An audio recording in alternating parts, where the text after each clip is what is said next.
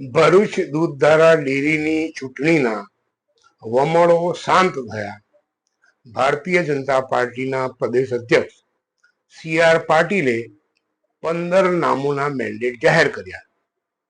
હવે મનસુખભાઈ આડા ફાટ્યા છે. મનસુખભાઈ એટલે આપણા 7 ટર્મના સાંસદ મનસુખ વસાવા.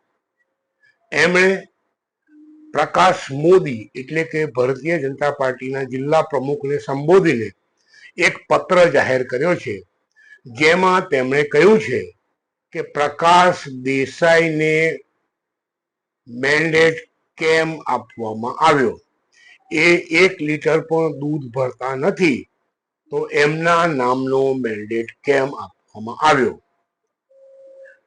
આજે આ વાત એટલે અને આ મુદ્દો એટલે કે સી.આર. પાટીલે જે 15 નામોની જાહેરાત કરી એની ચર્ચા વિચારણા માત્ર તેમણે તેમની સાથે અને પ્રદેશના આગેવાનો સાથે કરી છે.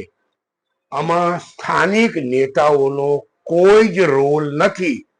છતાં પણ મનસુખ વસાવા છાસવારે જ્યારે આવા લેટરો, આવા પત્રો જાહેર કરે છે, ત્યારે તેમણે એ સમજી લેવું જોઈએ કે આ પરિસ્થિતિનું નિર્માણ કરવામાં તમે પણ જવાબદાર છો.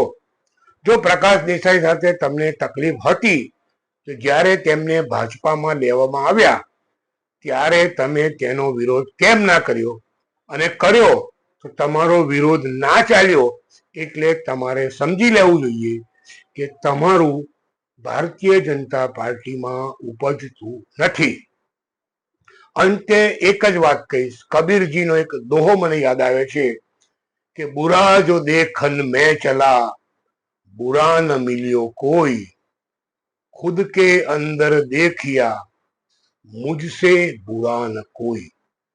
મનસુખભાઈ, તમને આ મુદ્દે કોઈ પણ વાંધો વિરોધ હોય તો સી.આર. પાટીલને કહો, સી.આર. પાટીલને મળો.